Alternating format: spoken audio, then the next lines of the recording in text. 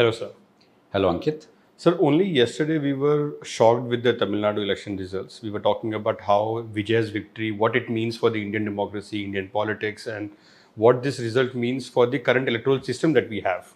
But what has transpired since then, since our last conversation on this issue, is something very strange. Uh, Vijay has met the governor of the state in the last 24 hours twice, staking a claim to form the government. But the governor has been denied him that, I would say, the right, so to say, to form the government.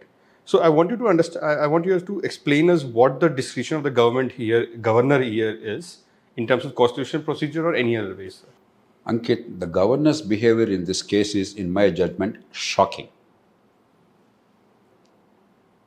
It may conform to the letter of the Constitution because on paper it appears that the governor has some discretion. But this is an absolutely mala fide, unwise exercise of that discretion. Governor is not here to decide who has a majority. If already people gave a verdict in favor of a party with a majority support in the legislature, that's self-evident. If there is a hung assembly, as a general principle, you must call the largest party unless that largest party also happened to be the governing party until now and people actually voted against that largest party. Then you will see if the coalition is possible from the others. And here, an unknown party, or at least a party which had no serious roots, has challenged the establishment and achieved a near majority in the assembly. They are only 10 short of the assembly majority. So the people's desire, hunger for change is very clear. The governor has no business to put his thumb on the scale now. His only duty is to instantly invite Mr. Vijay to become Chief Minister of the state and let him test the support of the legislature on the floor of the House. Raj Bhavan is not the place where to test a majority in the legislature. Now, there is nothing wrong with the minority government surviving. All that the Constitution says is in Article 164, the governor shall appoint the Chief Minister, on his advice the Council of Ministers. And the Council of Ministers is collectively responsible to the State Legislative Assembly. Now, whether the Legislative Assembly would like to support the government or not is the Assembly's choice. If in a confidence motion, supposing all others, they get together and defeat the government, it's for them to face the consequences politically. Supposing a party or a significant number decide that either they'll support the government or they will abstain from the voting, then a minority government will continue to be in office. Heavens are not going to fall. And there were minority governments in this country at the state level and at national level. Mrs. Indira Gandhi, after the split of Congress party for some time, ran a minority government. In those days, I think only with CPI support, they didn't have a majority. It made no difference to the country. So it's absolutely wrong on the part of the governor when a fresh verdict is here. To do this is unconscionable, unconstitutional, and this is the real perversion of democratic verdict, electoral verdict, not the EVMs, not the SIR, not the other things that we are all articulating. The people of Tamil Nadu voted in favor of change, and they gave a near majority to a new party. The governor's only duty is to call that party. And there are plenty of precedents. Take, for instance, President Shankar Dayal Sharma. In 1996, BJP emerged as the largest party, but nowhere near a majority. They were probably halfway to the majority, only 25-26% seats. He invited them. And in a confidence motion, Vajpayee could not succeed in getting the majority support. He resigned quietly after 13 days. Then the others came together to form a coalition. They were invited. Nobody objected to Vajpayee being invited. So, I don't understand why Mr. Arlikar, the governor of Tamil Nadu, or acting governor of Tamil Nadu, is doing this. It is undermining democratic spirit, undermining public confidence in the electoral system and in democracy itself. It does not pay political dividends to anybody. Actually, it will hurt them.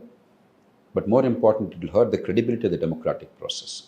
So when the people voted for a change, and in large numbers they voted for a change, and when a situation like this arises that the governor seemed to be playing favorites.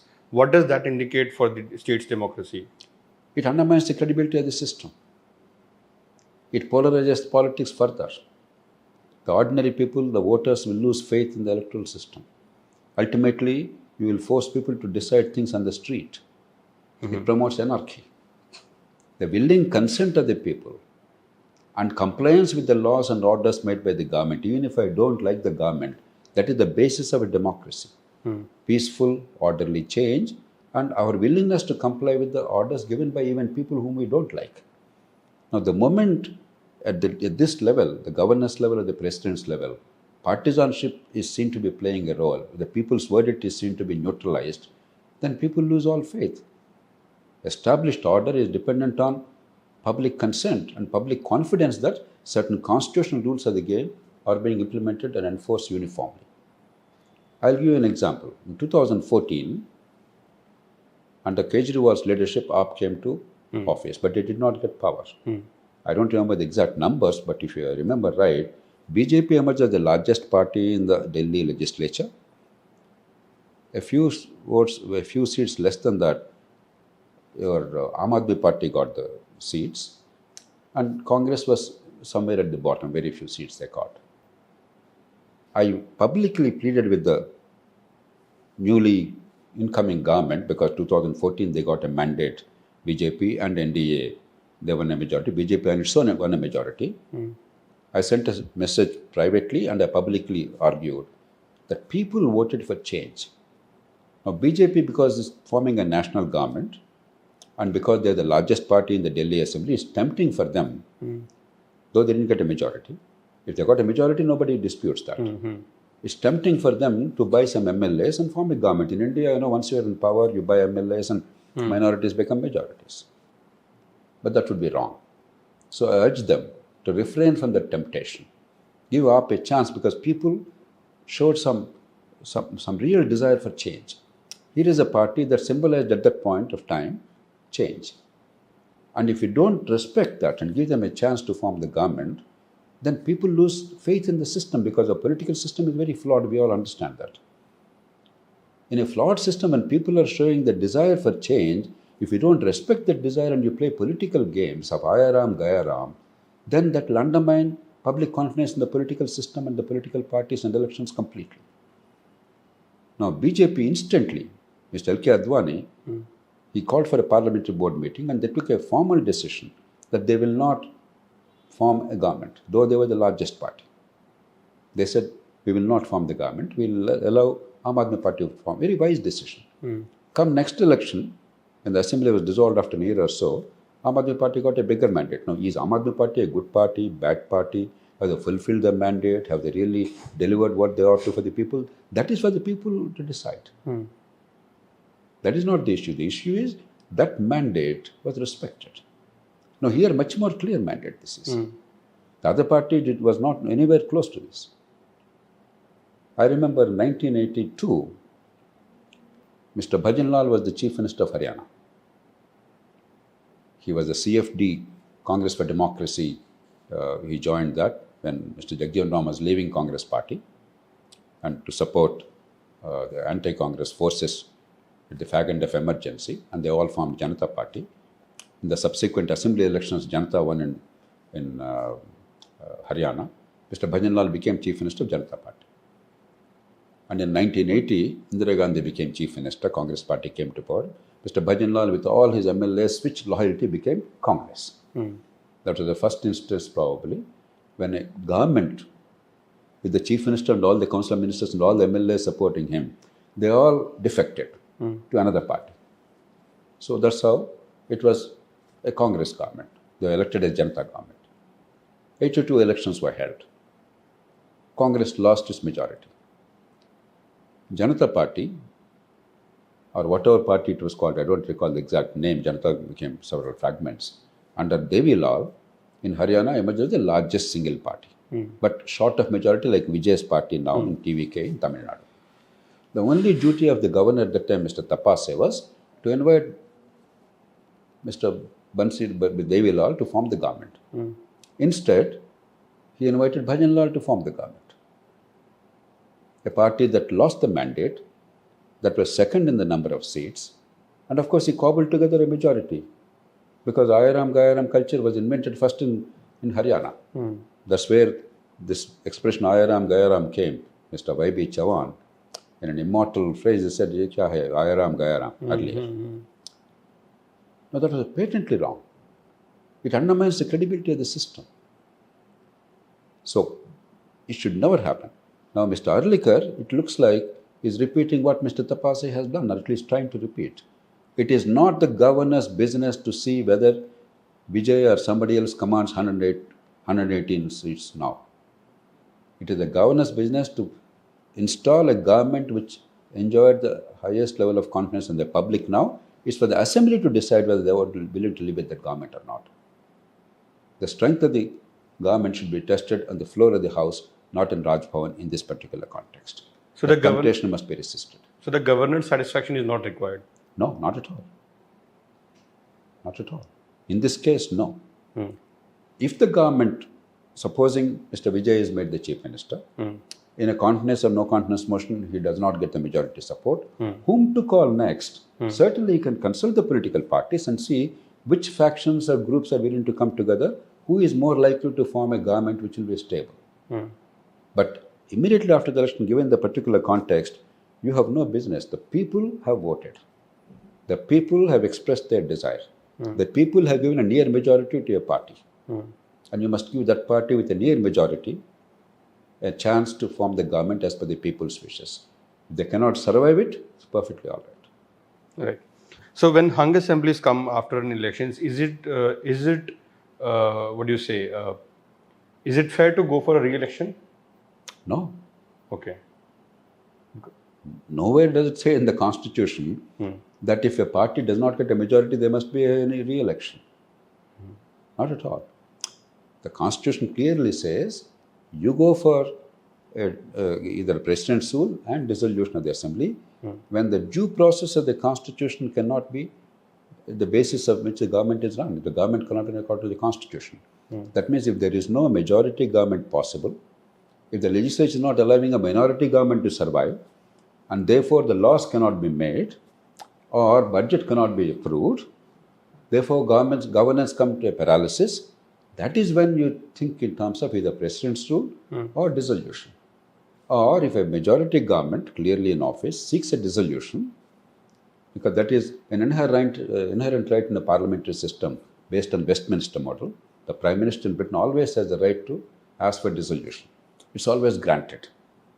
Between 1909 and 1911, there were 3 elections conducted.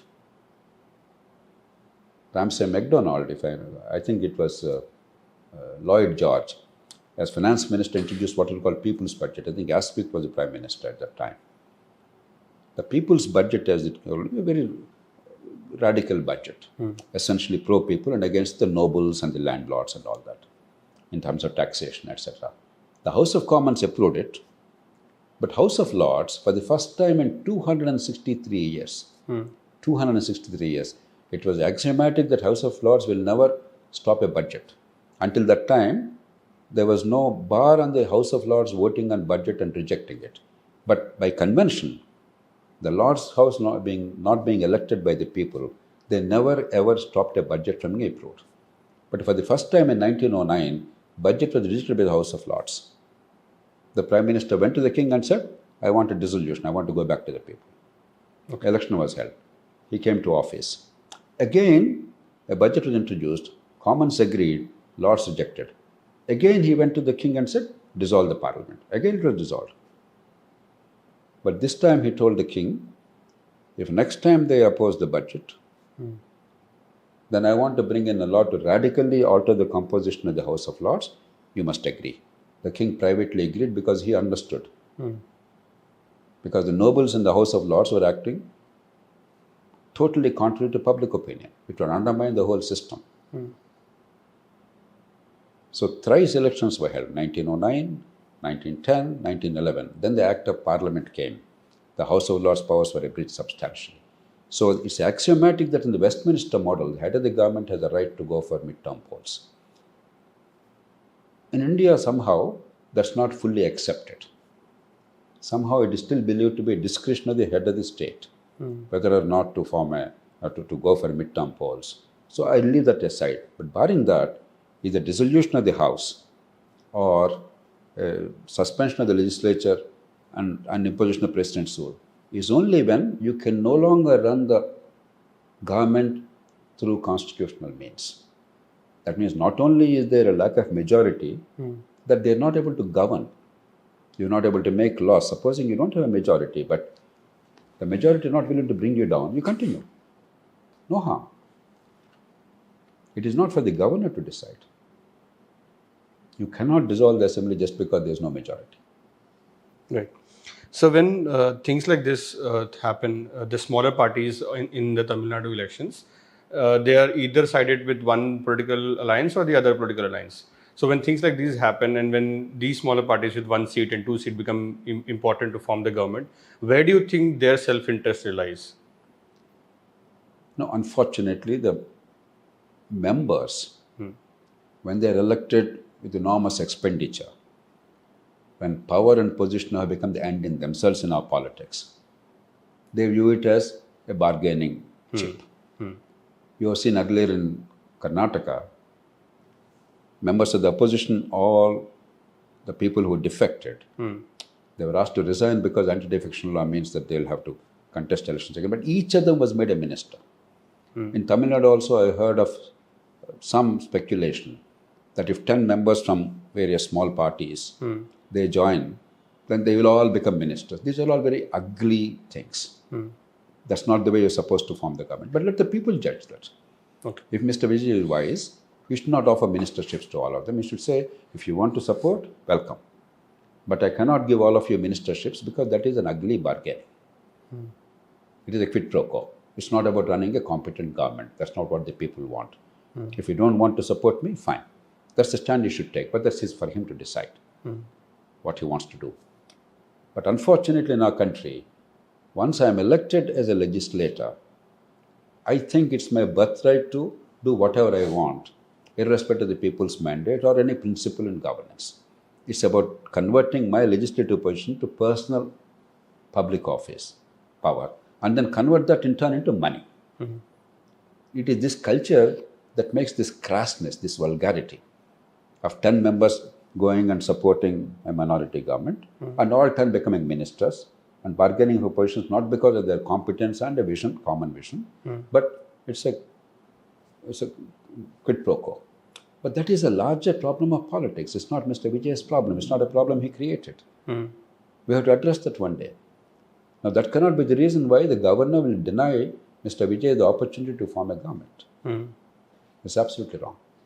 And in this particular context, it is extremely dangerous to the country. When people of Tamil Nadu with great hope and anticipation voted for a new party, which was saying, look, we'll clean up the whole system. Whether they'll clean up or not, they have an agenda or not, they have a clear understanding or a different issue. But the people have spoken.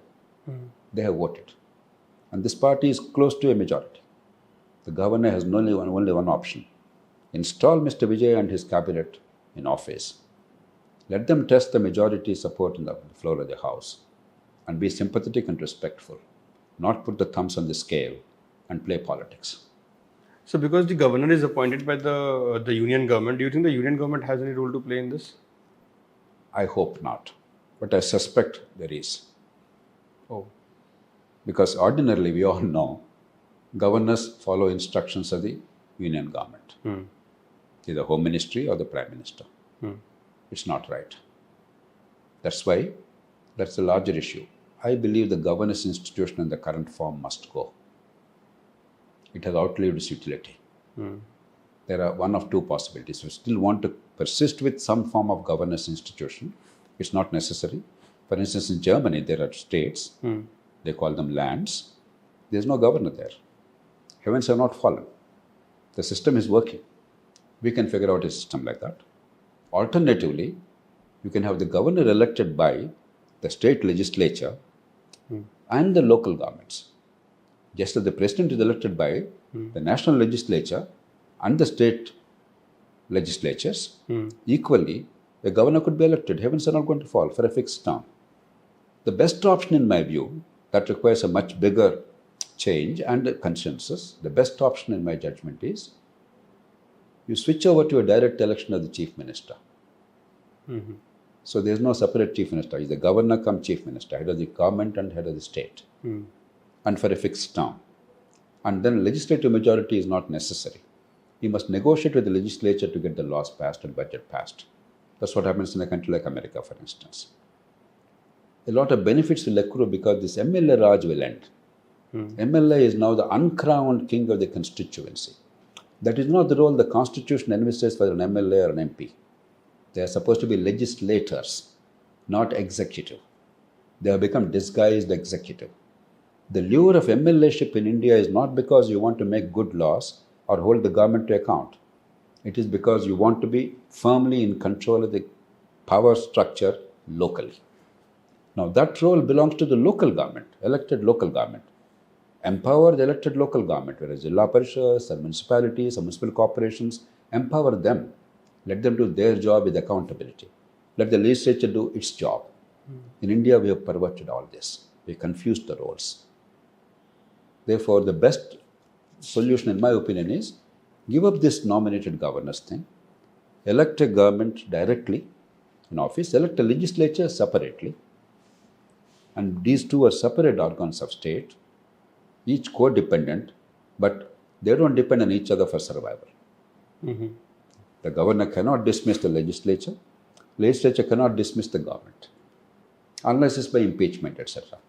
So that probably is a cleaner model, but for that there has to be a deeper consensus. This should not happen at the national level, need not happen at the national level, because in India, North, South, Hindu, Muslim, Hindi, non-Hindi, all kinds of fractures are there. People are worried about a single person seem to be the head of the executive branch of government. But in the states, there's no such problem. You can easily shift in the states to the system. But in any case, we must radically overhaul the institution of governorship. This is not right. What's happening is not right. So the Constituent Assembly picked the first past the post system for a couple of reasons. One of them was choosing stability over representation in the PR system. Do you think situations like this that give, let's say, a hung assembly and individuals won't become more important than people's mandate? Do you think these are situations where we question our choice of electoral system? In my judgment, what's happening is the MLA, because he's the disguised executive, that post has become very important, which is actually absurd. The role of an MLA is important but limited. There's no executive authority. That in a poor country, our legislators are spending 30, 40 crores to become MLAs. And not everybody becomes an MLA. When 2, 3 people contest, only one becomes an MLA. Therefore, you're willing to risk that money, it's not a guaranteed result also, to become an MLA, which is ridiculous. Because legitimately, legally, there's no such power there or opportunity to make money unless you are corrupt, unless you abuse the system in transfers, postings, police cases, land, mining, all kinds of things. That's exactly what's happening. So there is, I believe, a case for changing the electoral system towards proportional system, whereby the party list is important. It's not an MLA is elected. The whole state votes for a party. For instance, Vijay Khan's party gets X number of votes. In proportion to the votes, they get the seats. And we will have a threshold, let's say 10% vote in the whole state, to be eligible to get representation, so that fragmentation is not there. Each caste does not become a party and fragmentation is not there. And for the largest party, you add another 15% also bonus seats so that they are close to majority to enhance stability. So we can think of all kinds of permutations and combinations. But the key issue is the incentive to buy the vote, to distribute money and buy the vote must disappear. In Tamil Nadu, it appears that in this particular case, Tamil Nadu is very well known, notorious along with Karnataka, Telangana and Andhra Pradesh in vote buying, distribution of money to the voters, very large scale, everybody knows. This time also it's widely known that DMK and ADMK distributed money very widely. Now, in a case, one candidate may have distributed more, some other candidate distributed less. So ability to distribute money on the scale has become one of the most important prerequisites to be a candidate. Now Vijay's party, from best information that we have, their candidates did not distribute money. That's an amazing thing today in these states. That means people in significant numbers said money, power, and distribution should not be important. We'll vote for what we think is right. Whether that is politically right or not, only future will tell. That itself is actually a harbinger of change. If that happens in the country, it's wonderful in the medium and long term. Other parties embrace that. But it's not going to be easy. That's the reason why you must make it easy for parties like this, which came with idealism, without distribution of money. Give them a chance to survive and bring about change. But systemically, if you bring in a proportional representation where the proportion of vote of the party, the respect in which the party's agenda is held, the credibility it enjoys because of the kind of leadership that it attracts, if that is the basis of the party's power rather than the strong men in a constituency, then politics will undergo a change. Political parties are not enemies of the country. Political parties have not taken an oath to destroy the country or the state. They have taken an oath to do whatever it takes to get into power and to remain in power. If the incentives are misaligned, if identifying candidates who can spend 30 crores and distribute that money is important to win elections, that's what they do. That's what they are doing. If it's not necessary, you require the caliber of the candidates and their credibility, not distribution of money to be able to win the elections, then they will do that too. So there is an imperative today in India to change the electoral system, to remove the incentive or distribution of money on this scale and finding strong men for the legislature. Take the case of Mr. Brajbhushan. Their distribution of money may not be important. But why was it so hard for the ruling party to not nominate him? Despite all the criticism they attracted. Why was it so hard to give somebody else the opportunity? They gave his son the opportunity. Why? Because Mr. Brajbhushan won in 4 separate constituencies. 4 separate constituencies on his own. Very few Indians, other than a Vajpayee or a Narendra Modi, are capable of winning from 3 or 4 separate constituencies on their own. So he has such local sway. So even when he was denied a seat, they had to nominate his son, who won hands down at a time when BJP faced headwinds in UP. So the dependence on strong men, independent of their integrity or competence or character, is undermining politics and credibility. The parties are forced to do that, not because they are bad, because they have to win. They are contesting in order to win. If winning demands doing something wrong, there's fundamentally wrong that is systemic. We must create conditions in which they can identify the best people, public-spirited people, and through ethical and rational means they can rise to power, rather than unethical and irrational means. So there is a systemic crisis in India. And one, encourage forces that are trying to fight that. That's what Vijay's effort right now is. 2, look at systemic imperatives to change the way the system is run so that politics is not degraded. People lost credibility in trust in politics. It's not a very good thing. The commonest sport in India is politician bashing. We love to hate our politicians. That's not the best way to run a democracy. You hate politicians, you go to bureaucrats. You hate bureaucrats, you go to judges. After that, you hate judges and go to the army. What kind of a country you want to build? A democracy survives and thrives by making politics more noble, more respectful and respectable. So my last question to you would be, how do you respect public sentiment and people's mandate? The governor or any other constitutional authority, whatever be your private use, your views have no place there. Your personal prejudices and judgment have no place there. The people have spoken. There is a constitutional and legal process. In a democracy, the people are the sovereigns. That sovereignty is expressed through the vote. The only bodies that the people vote for are the Lok Sabha, the state assemblies. Local governments are irrelevant, but local government elections. Once the people have spoken, your duty is to respect the people's verdict within the rules of the game. It's not for you to determine whether a person is suitable as chief minister or not. That's the people's judgment. Your role is merely to implement the constitution in letter and spirit. You have no personal judgment there. Whether who makes a better chief minister is none of your business. Right. Thank you for sharing your perspectives today, sir. And we hope that sanity prevails in Tamil Nadu.